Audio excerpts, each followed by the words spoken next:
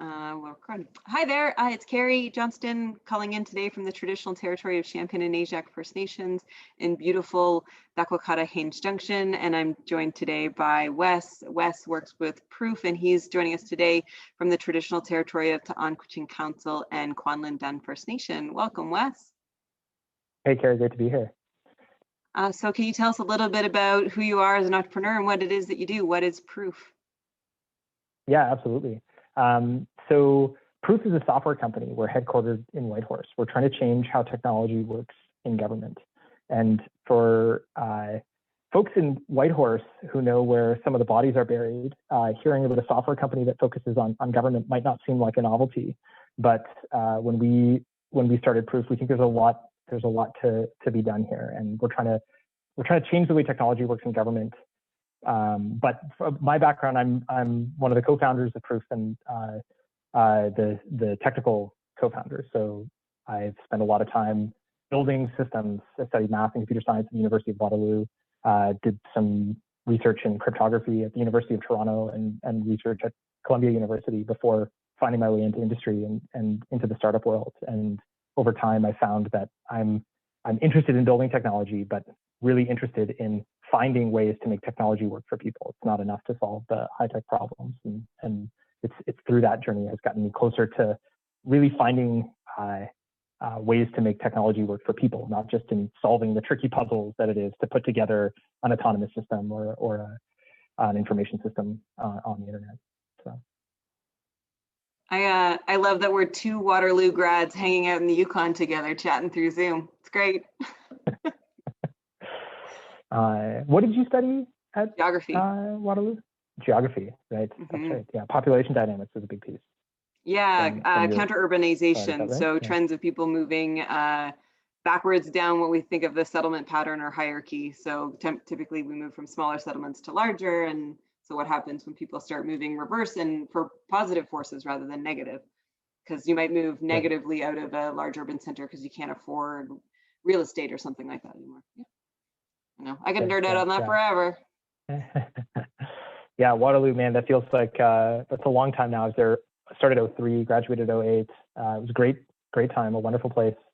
I ran cross country and track and field when I was there, and that was actually a lot of community. I found the math department, while having exceptional students and faculty, didn't have some of the same community as some of the other departments. I think I saw some friends in engineering who had a very tight class and cohort throughout their time, and I envied that a little bit. And probably community, as so many Yukoners, was a big draw for me coming here, and something I cherish. But. Yeah, environmental studies at Waterloo was a really tight knit unit. It was super fun and great community there. So, but we welcomed many math folk in. Well, it's great. It's great to connect on that. So, I mean, and technology was so pervasive in everything that we did at the University of Waterloo, and it's neat that you're running a tech company up here. So, what are you learning about running a tech company right now in the midst of a pandemic and north of 60? Yeah, it's interesting. The thing that has changed the most since March and the world going into lockdown, Canada and the Yukon going into lockdown, has been that there's an overall increase in things that happen digitally, and so software companies like Proof, there's a wave that's happening here, right? Not everything. I'm sure there are some software companies that are getting less volume, but we're trying to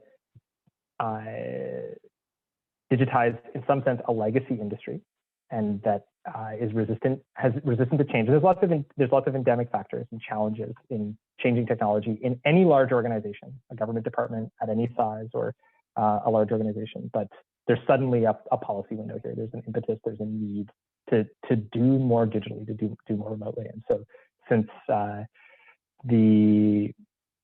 not even sure what to call the thing that happened in early March, right? I know that there was emergency legislation and people were asked to more or less stay home, right? But I don't know if we have a word for that. It's a kind of self-isolation, but I guess when I say self-isolation today, I think of folks returning from travel and coming to the territory and self-isolating for a fixed period of time. But I don't know what the expression is for that when the curtain kind of fell in March. I don't know if there's an expression for that. Yeah. Shelter in place. Lockdown.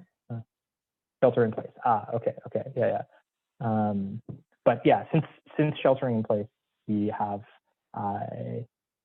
since that began, all of our existing customers suddenly had new needs for us, and we're looking for ways to do more with our software. I've given a pretty high level description of what it is that we do. I said we're trying to change technology in government. That's pretty generic, right? So you stop me if I'm getting a bit long-winded here, Terry. But the key piece that we're doing is we're an approval platform for government. We're an approval platform, and there's something different. There's something domain specific about how software needs to work in a public sector organization. It's very different than how it works in a private sector organization. So this is one of the theses of the company, that a lot of the tools, while superficially there's a strong similarity between the needs of a public sector organization and the needs of a private sector organization, there's these layers of policy and control that just don't exist in industry that exist in the public sector. So we're trying to capture some of these things, like acting. When a deputy minister is away, maybe they're sick, maybe they have left the position and the new minister hasn't been appointed. The status of acting deputy minister exists in legislation, right? And so there's a statutory status for something that happens where an assistant deputy minister is given a new ability, right? And there's just like different parts of statute require a deputy minister's action in order for them to be ratified. And so if there isn't a deputy minister, you need the acting deputy minister. Some of these concepts, how do they, when you're looking for official, authoritative records, authoritative digital records, you need to capture these concepts, and they don't really exist in any of the software that in private sector organizations. Private sector organizations don't have the same rigid rules and structures and controls in this form. They have their own controls of different kinds and of different concerns. But so the core piece that we're doing is approvals. But there's a lot of things that what generates an approval. What is a thing that needs an approval? And in many cases, this might be a briefing note that needs to get into a politician's hands, into a minister's hands. This has to be run up the hierarchy, and it needs to be reviewed at many levels. It needs to be approved. But there are also all kinds of business process, like licensing, permitting, that go through an approval process and have some structured process. And so this is another major component of what it is that we're working for, that we're orbiting around and what our software facilitates. So actually another piece around this is we're helping some federal departments return to their office buildings. So as the number of cases was going down over the summer, a number of departments, all the federal departments were looking at ways of reopening their premises. And there's really two challenges that they have when they want to do that. They want to manage capacity, and they also want to have infrastructure in place for contact tracing. And so there's an application for a return to an office space, and that gets automatically approved if it's within a capacity limit. But then that information is stored, and we're able to access it later if you need to do some contact tracing. If it turns out later on that someone is COVID positive and you want to know who they came in contact with. So that's an example of one of the use cases of our software today. But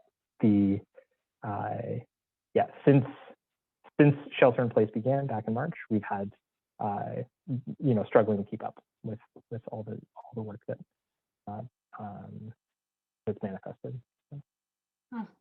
I imagine then your background in cryptography, is that the right way of saying it? It would be beneficial if you're building this sort of infrastructure for government.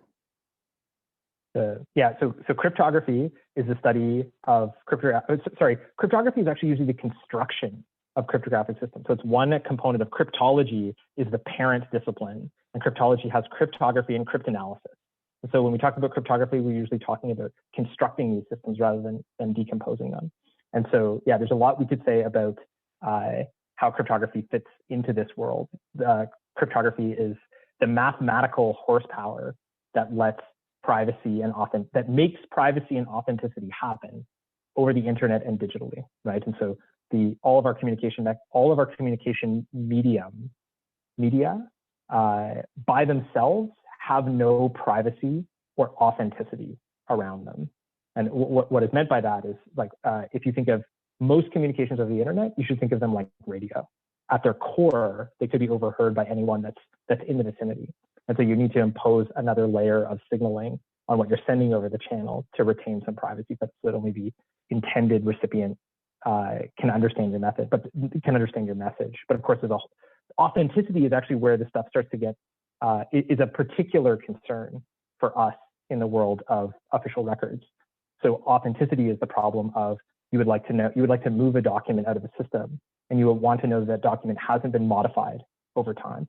So this is a real challenge when, by nature, a digital document can be perfectly replicated, and there's no fingerprints when someone makes a change, right? In analog, you can tell, at least with analog medium, there are all kinds of other signs. You can't slice and dice things perfectly, but in the digital world, you can make incisions and reorder bits without leaving any signature of those changes inherently in the medium. So the game then becomes, what are some higher level structures of encoding the information in a way that allows you to detect if things have been tampered with in transit? And so that's authenticity. And so signatures, digital signatures are an example of that. And when we talk about signatures, we're usually talking about public key cryptography, as opposed to private key cryptography. That's another place where the domain splits significantly. But public key cryptography is what drives a lot of what we're doing. We're actually, we today haven't deployed a ton of cryptography in production systems, nothing beyond what would be standard in any information system, right? Like, while we're talking over Zoom right now, this is over an encrypted channel. Even though we're going to put this up on YouTube while you and I are talking right now, no one can drop in and listen, and that's thanks to encryption. So we're using these kinds of technologies, but we're really excited about the possibility of bringing some new ways of doing digital document management with this integrity that can happen with records. I think there's a lot of problems around digital records management that haven't been solved today because of a lack of good tooling around integrity. And so the challenge, there's lots of challenges in that world. But I could geek out about this stuff for a long time. That may be a lot more details than you're interested in hearing. Sure. Remember, you're talking to the CTO here. You're not talking to the CEO, the guy who's Well, I think there was a reason why I asked to speak to the CTO for this interview, because I think it's, I don't think Yukoners really think about our software, innovation experiences happening within the territory right now, right? And you've assembled a team of, I was in the office the other day and I didn't realize you've got, a born and raised Yukoner on your team working for you guys. Yeah, that's right. One of our team members, one of our software developers, grew up on a trap line in the Klondike, and this incredibly capable, incredibly competent member of the team. All of our team is super strong, and I feel very privileged to work with all of them. But yeah, Marlon embodies all of the positive attributes of a Yukoner. And that's part of our opportunity up here, I think. So what are you learning about Yukoners right now? Yeah, it's a good question. The last couple of weeks when I run into people in and out of Northlight, I've been telling them that I'm pretty heads down, and that's my way of trying to make sense of the fact that I haven't really come up for air, and in a little while, just trying to unblock our customers, keep things rolling. Actually, a lot of the work right now is happening with departments in Ottawa, and so even though we are working very closely with the Yukon territorial government on a couple of projects, they've been an important partner since we started. A lot of our growth right now is happening outside of the Yukon, which is really exciting, and that's actually really important in order to make this organization sustainable. Right? Is that this is one of the critical pieces about software, and we're trying to unlock the positive economics of software. The promise of software is if you build it the right way, you're able to get really a lot of mileage out of it, right? But software is deceptively expensive, right? An example I like to give is that Google Docs is probably $1 billion piece of software, and yet we use it and we don't pay a dime for it in our private lives, right? And yet this is an incredible piece of software that lets you collaborate in real time with anyone on the face of the earth, right? Like this is, but we don't think about that, right? And we don't think about the hundreds of thousands of software engineers that are working for Google that are making this thing operate, right? And so but that's a real success story, that when you build the right thing, when it's got the right interface, it's working in the right dimensions, you're able to replicate it over a really incredible scale. And that's the thing we're trying to unlock with the software we're building at Proof. We're trying to build this platform, and why customers outside of the Yukon are so critical. But specifically about Yukoners, I don't think my perception has shifted in a drastic way from my perception of Yukoners that I had when I moved to the territory here, right? That Yukoners are incredibly adaptable, they are incredibly creative, they're incredibly resilient, and they are community oriented. And all of those things remain true even throughout this crisis today. Probably the ability for us to keep our case number as low as it has been over the stretch is a testament to individuals attending to the recommendations from around self-isolation and the safe six and what have you, right? And that is should be a point of pride. And it's like I'm in the office right now at Northlight with my team, and when we're on a call with folks outside of the Yukon, it usually throws them for a loop when there are two people coming in on camera, right? And we're my partner Ben and I, are part of the same bubble, right? This is a reality of working together and a choice we've made, but it blows people away when they see someone else on camera in a work call. Like this is not the reality in most of the rest of the world. So. That's very true. Yeah, I think you're right. Our numbers being so low with some, limited mobility outside and still being able to keep our numbers so low is a testament to Yukoners' ability to follow that safe six, which is unique to Yukon. Which of the safe six are you finding the hardest to integrate into your life, though? They are challenging. I mean, I think if I were traveling, self-isolation would be a challenge, but I'm purposefully not traveling, A, because of risk, but B, because that reintegration would be a challenge, right? On the whole, I think they're all pretty manageable. At the same time, like you're in the grocery store and even if you're wearing a mask, folks aren't maintaining 6 feet apart at all times, right? Like this is, and that's not a surprise, right? Like these are ideal situations. You're bringing the risk down by wearing a mask. You've got to get to the grocery store periodically anyway, right? But none of them stand out particularly as a challenge. What are you learning about leadership as you kind of bring your CTO? So how do you bring your team through these, the increased workload and demands on top of an already sort of, I imagine, taxing workload? I think I am recognizing some aspects of myself that's a worker, and recognizing that as a leader, I need to, while there are opportunities that come with handing out work, if that's the only thing I'm doing, that's not that helpful, right? There's, on one hand, there really is something that's exciting about when we're called into action. We have an opportunity to make a difference on a customer, on a file. And there's also something exciting about the fact that people are using our tool. It's one thing to be in the lab, to be building something that you feel really great about, that you have visions for how it will be used and how it will scale perfectly, and you're taking care of all of these details before they get out into the wild. But it's not, unless what you're doing is in a customer's hand, unless what you're building is in a customer's hand, unless the code you're writing is in production, it's not worth anything, right? And so on one hand, there's an opportunity that comes with this, but I recognize that there's an opportunity for developing your skills as a software developer that comes from having the arena, right? And there are lots of people who will actually operate for a very long time in their career, and they'll be sheltered within larger organizations, but the thing they're building doesn't really get much volume at all, right? So there is the opportunity here of the arena, but I'm learning that I need to think a little bit more about pace, and I need to step back a little bit, take a breath, and create the conditions where we're not just talking about work all the time.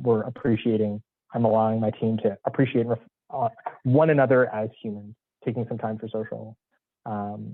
And when we are taking some time to celebrate our wins, when we reach milestones, because it feels like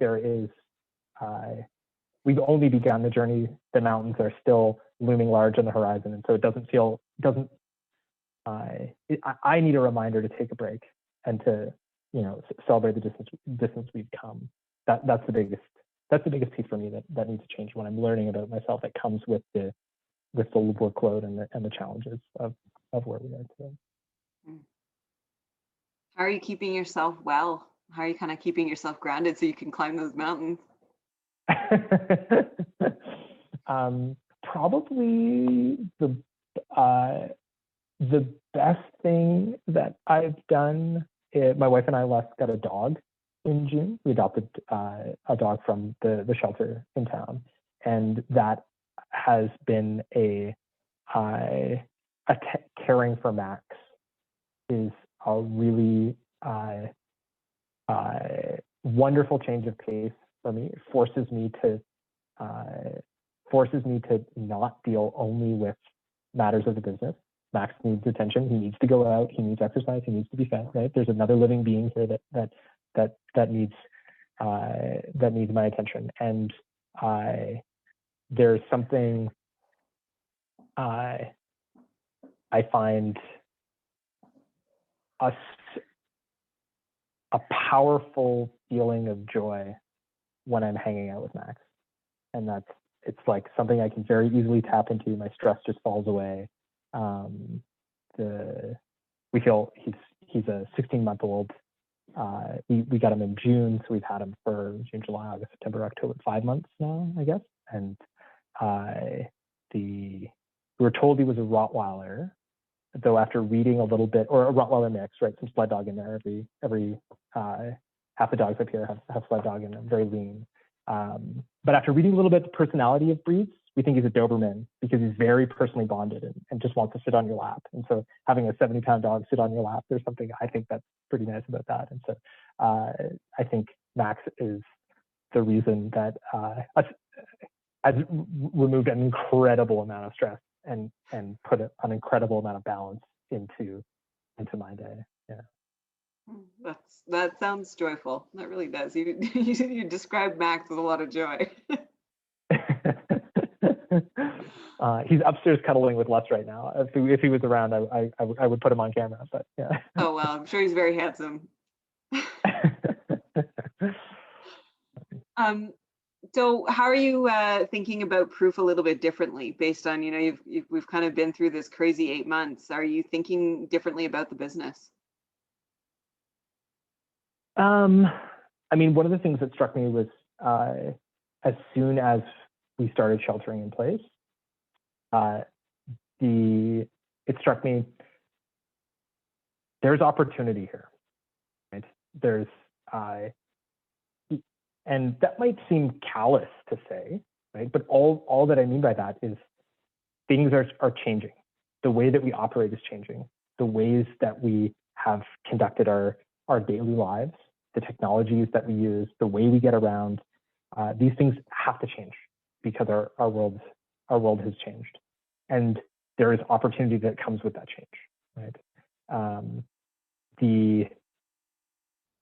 In some sense, I feel like I'm in the wrong business because we're not. I think there are businesses that are exploding right now, right? And though we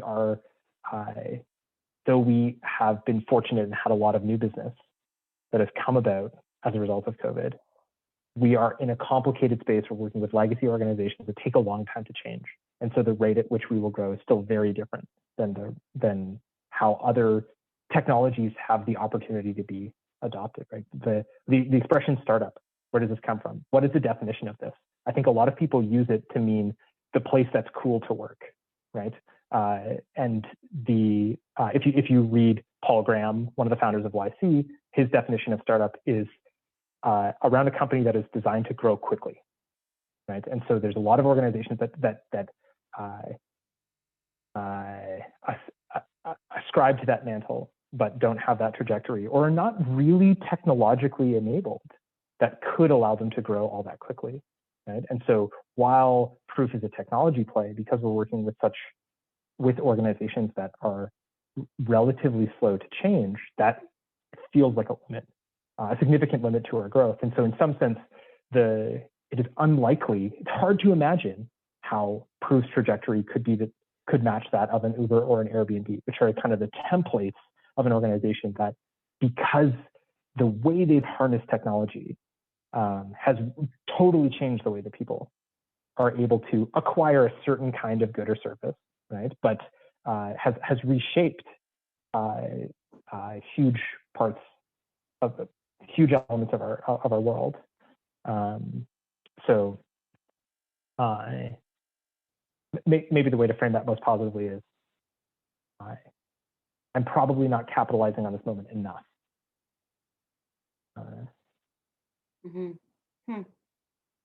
But you're building for the long haul.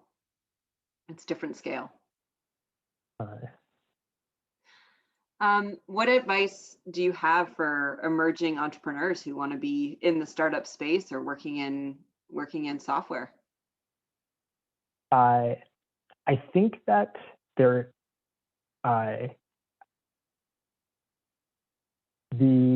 I think that there's a lot of noise in the world of business, and when people try to start companies, they get a lot of advice from a lot of different places.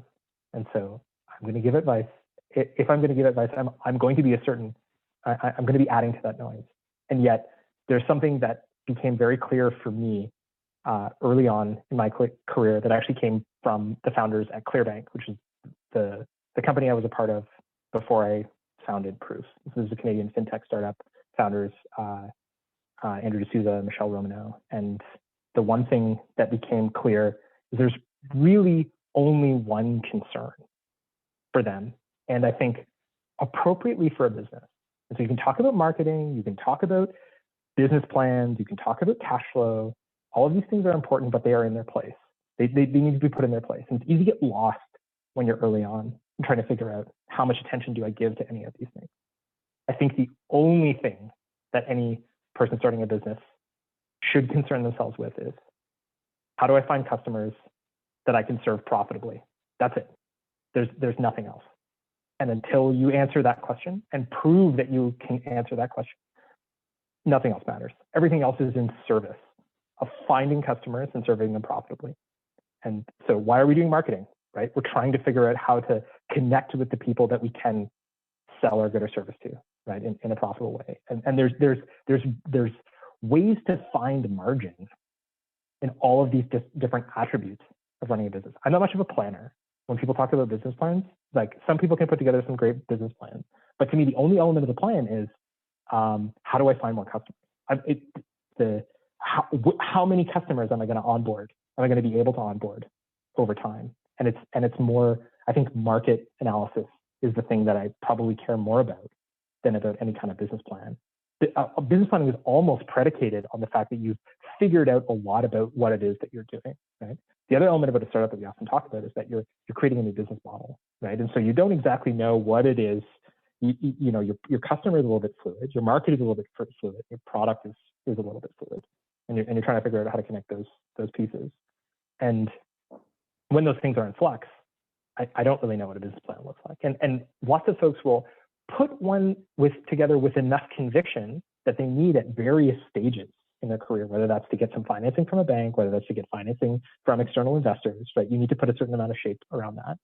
And probably people will believe those plans to differing degrees as well, right? There are planners that may be very committed to this thing, and it's very helpful, and it's the thing that takes them through, right?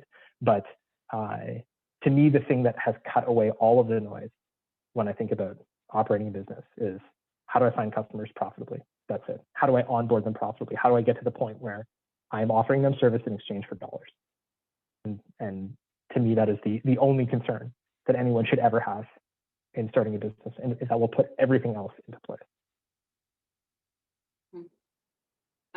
It's sage advice. I mean, a lot of the time, I think it is the journey of writing the plan itself more than it is the actual plan, right?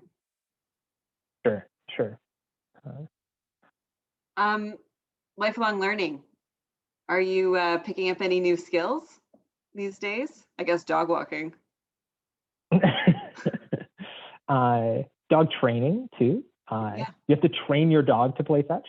This was a revelation for me when in the world of dog ownership, right? There maybe some dogs automatically know how to play fetch, but you can train a dog to play fetch, right? And that's actually a really valuable thing to do, because you can tire them out really quickly. But I think the area where I'm growing there's a lot of areas that I'm growing a lot in Proof, and none of them are really technical.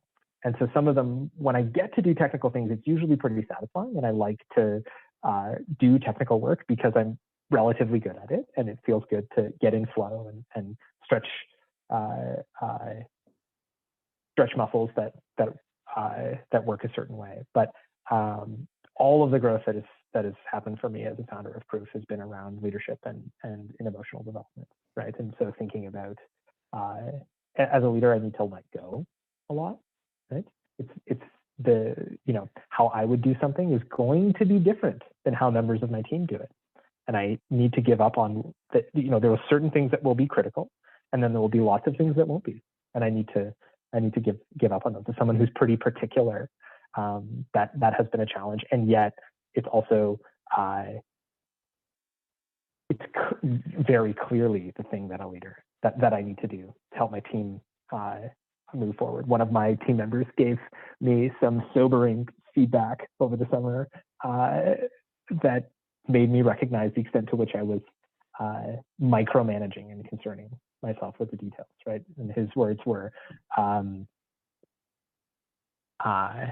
I question my abilities as an engineer working for you, because there's so many things that you poke on, right? And this is someone who I have incredible confidence in and trust in. And for him to have reflected that to me, I realized I'm doing something pretty lousy here that needs to change pretty drastically. And that's, for me, control, right? Is just because I think that that is a particular challenge, that probably is a challenge that's particular for someone who comes from doing work and then leading that kind of work, right? It's one thing to, participate in projects where you would never have done the detailed work yourself, right? And so you just won't get in the way in the same way, right?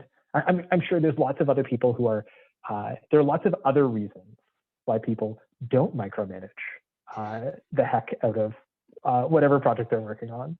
But that's something that I'm learning to do. I've been since I joined Proof as a founder, there's also been a huge component of emotional development that has come with a leader. And I'm recognizing that I've been gaining a lot of awareness and mindfulness and being able to inspect my own reactions to things, right? And I'm realizing that, this is an extension of the thing I just said, but I've got a lot of expectations.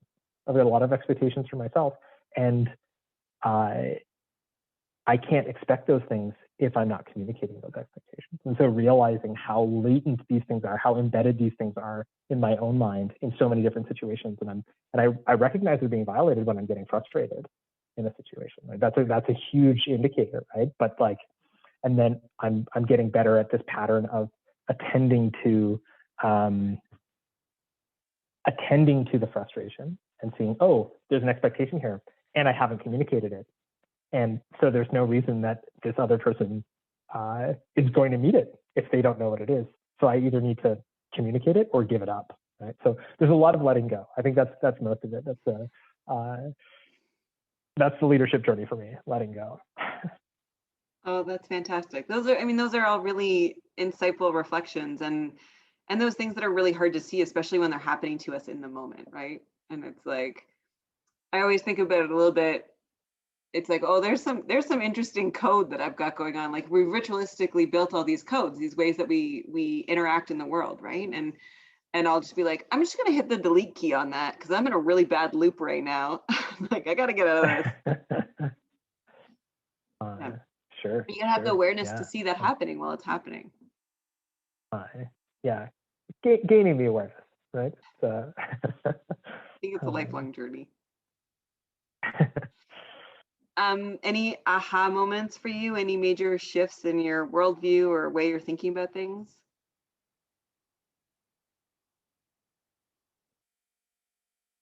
I feel like I, I, I often feel like we're on the breakthrough. We're on the cusp of a breakthrough with something at Proof when we're seeing the problems that are presented to us and suddenly an opportunity for how to do things differently. But that's more in the nature of the work itself. That's not something COVID related, right? So an aha moment, if we're specifically talking about COVID and the time we're in right now, nothing, there's can't really trace any of that. I feel like I have aha moments daily in my, or at least weekly in my self-understanding when I'm trying to understand why I get so frustrated about things and learning the root of some of these expectations. But the nothing specifically rooted in the COVID piece. What are some of the ahas that have been shared so far from your interviews? Maybe we'll make good podcast material for you to repeat them in this podcast. But Well, gosh, I'm trying to think back in time. It's been a little while. Like I'm doing this series right now for Innovation Week, but this is kind of almost like my season 2 for the podcast because I took a little bit of a break there for the fall as things got busy and just took a bit of a moment to reflect. I mean, I think a lot of people have realized a lot about the power of networking and being in relationship and the importance of, um, of building relationship and how we do it and leveraging those opportunities as well. And just how important those connections are. I mean, that comes up over and over and over again. And that like staying well for yourself and staying grounded as much as possible because you can't do the big right, things if you're not stable. right.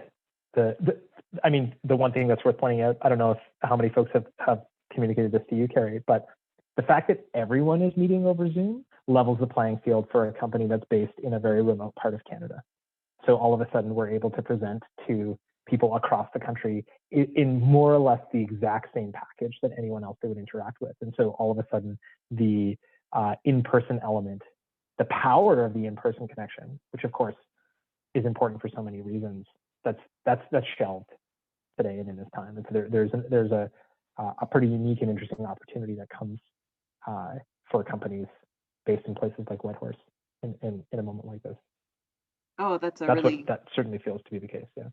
I think that's a really strong reflection is, sort of this like, we're seeing this decentralization of a lot of how we conduct ourselves in the business world. And yeah, I think it was the big tech companies that right off the hop were basically like, well, we're going to be enabling work from home, toot sweet, and for a long time. Right, like they were really loud and clear about it right off the hop. And I think and seeing that impact that's going to have on real estate in terms of downtown offices and basically being emptied out in many ways, right? So I think there is a big shift and what it enables for a company like Proof that's operating in an environment where you put on your skis out your back door or and access the wilderness is truly truly amazing.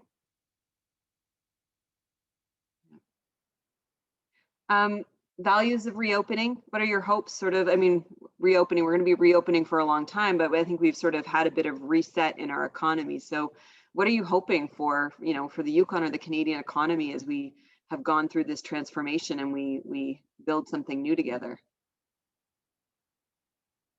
Yeah, it's an interesting question. I don't understand how we're going to reopen anywhere. Like, I just don't know what we envision, what is the end state, right? Because reopening presumes that when I hear that, I envision things returning to businesses continuing to operate. There are not COVID flare-ups, right? People talk about the new normal, that things will be different in the future.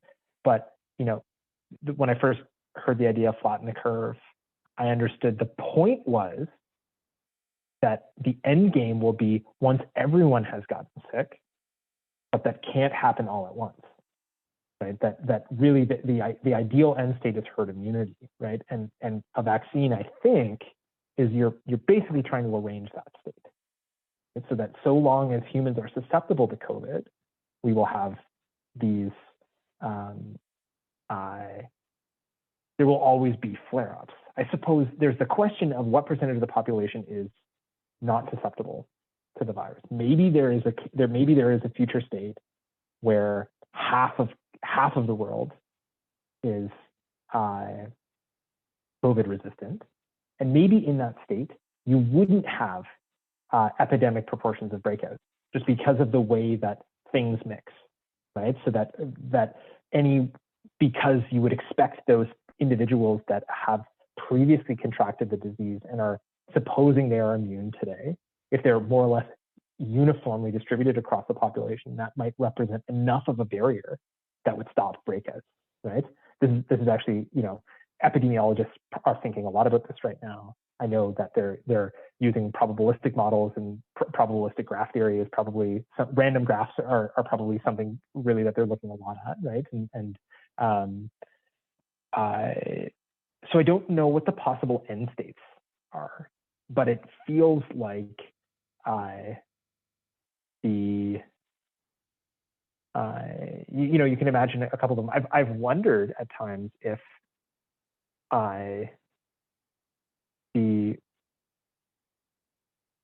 that it is painful today for the jurisdictions that have incredibly high case numbers, but does that mean things will be better for them 6 months from now?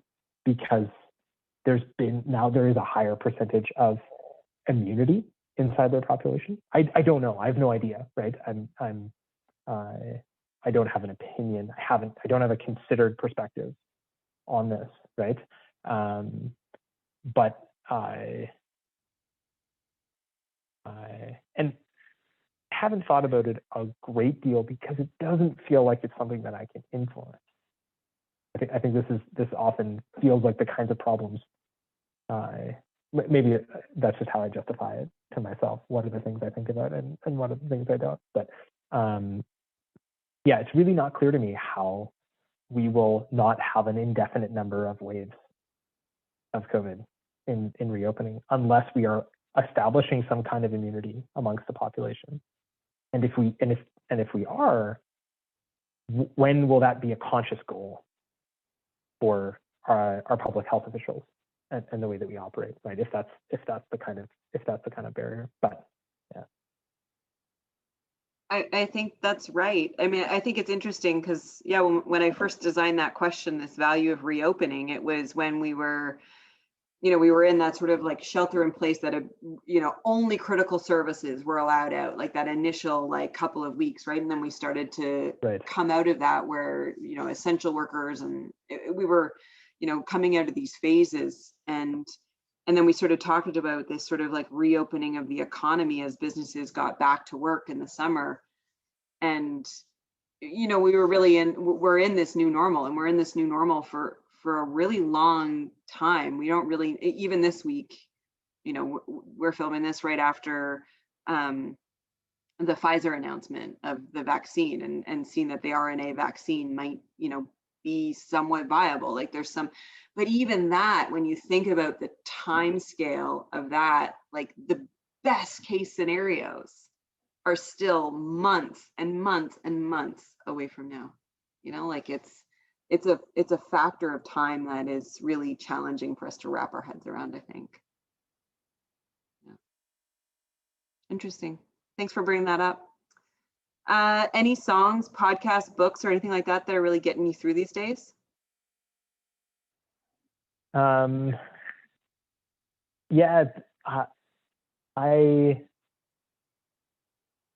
I haven't subscribed to a ton new of late, though I recently started listening to some of Seth Godin's Akimbo, and that's not a new resource. Seth Godin has been around for a really long time and is very well regarded. But a friend of mine flipped me a podcast of his, a recent one on the pursuit of perfection and perfectionism in work, and that really spoke to me, especially with where